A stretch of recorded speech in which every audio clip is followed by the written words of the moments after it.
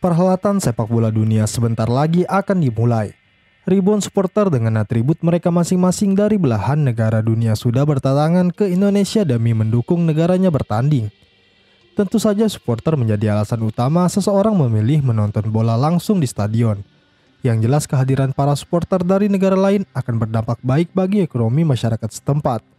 Di sisi lain, hal yang tidak dapat didapat dari negara lain ketika berkunjung ke Indonesia adalah keindahan alamnya yang sangat dikagumi oleh wisatawan asing.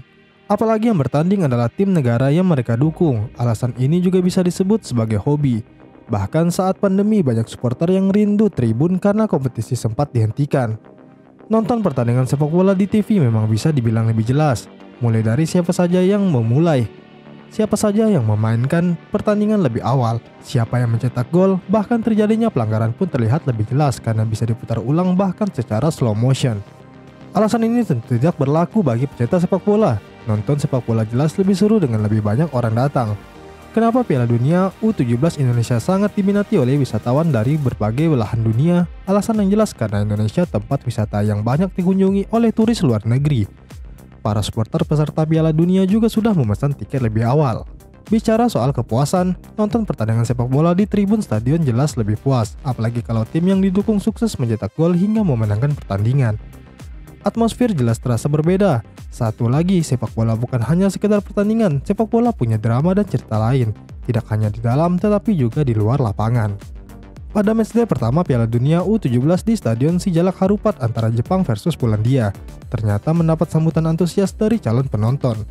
Sekretaris Daerah Kabupaten Bandung, Cakra Amiana menyebut lebih dari 6.000 tiket yang terjual di situs tiketing FIFA untuk Tribun Barat. 1.000 tiket diantaranya sudah dibeli oleh penonton berkebangsaan Jepang. Seperti diketahui di pertandingan opening match itu antara kesebelasan Jepang melawan Polandia di Stadion Sijalak Harupat tanggal 11 November nanti, ada fenomena penjualan tiket yang cukup drastis karena sudah terjual 6.000 tiket. Nah, yang mengembirakan lagi ternyata sudah ada 1.000 penonton yang sudah membeli tiket dari supporter Jepang.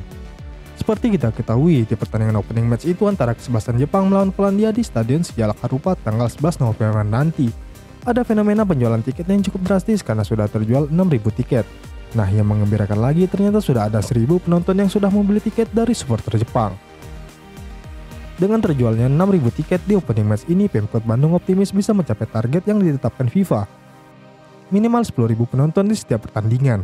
Selain supporter Samurai Biru Jepang, Cakra pun berharap di matchday berikutnya antara Argentina dan Senegal ada para penonton berkebangsaan Argentina juga datang ke Stadion Sijalak Harupat. Untuk para supporter dari Argentina juga sudah ada yang memesan tiket secara online kala menghadapi Senegal.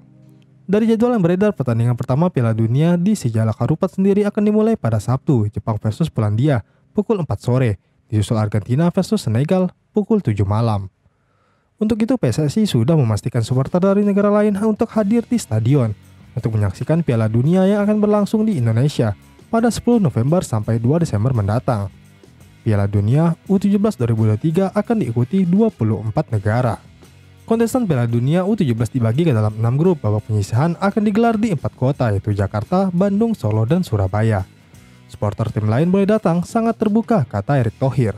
Pelatih Indonesia sendiri Bima Sakti tidak mau pemainnya terbebani target sambil saat tampil di Piala Dunia U17. Di ajang yang berlangsung di Indonesia itu, timnas U17 Indonesia tergabung di grup A bersama Ekuador, Panama, dan Maroko. Indonesia akan berhadapan dengan Ekuador pada laga pertama yang berlangsung di Stadion Gelora Bung Tomo. Yang pasti, aku tidak mau terlalu membebani pemain. Mereka juga sadar ini kesempatan yang langka, ujar Bima Sakti. Mereka sudah tahu tugas dan tanggung jawab, selalu fokus dalam setiap pertandingan dan siap memberikan yang terbaik. Tim sudah dipersiapkan dengan baik, saat ini kami latihan taktikal dan strategi. Kalau untuk chemistry, antar pemain sudah semakin oke dan kompak.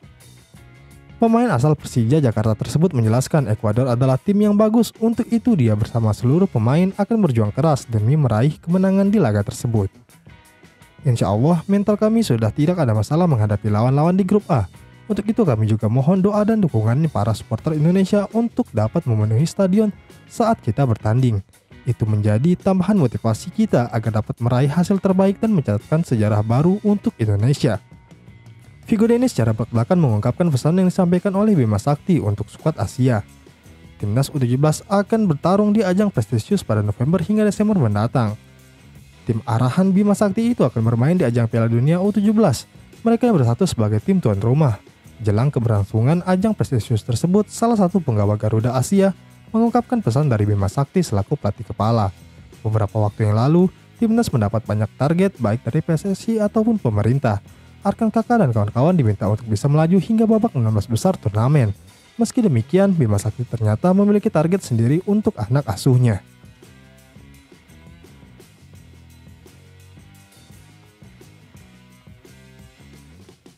Pelatih Brazil U17 juga angkat bicara mengenai Welber Jardim yang memperkuat timnas Indonesia di Piala Dunia U17 2023 itu. Diakui Felipe Lel patut diapresiasi ada pemain berdarah Brazil yang bergabung dengan Indonesia. Welber Jardim merupakan pemain keturunan Indonesia Brazil yang mempunyai darah Brazil dari sang ayah, Elis Angelo Jardim. Elis Angelo Jardim bukan sosok yang asing di kompetisi Indonesia. Dia tercatat pernah memperkuat beberapa klub tanah air semasa masih aktif menjadi pemain. Tim yang dimaksud Persikaba Bandung dan Persiba Balikpapan. Sementara darah Indonesia Welber Jardim berasal dari sang ibu yang berasal dari Banjarmasin, Kalimantan Selatan. Itu adalah kehormatan yang luar biasa buat kami, Brazil, kata Felipe saat ditemui seusai tiba di Indonesia. Karena ada satu pemain kelahiran Brazil tetapi punya darah Indonesia juga yang akan memperjuangkan karirnya. Akan bermain dengan seragam tim nasional Indonesia, kata Felipe. Dia pun mendoakan agar Welber Jardim sukses dengan skuad Garuda Asia.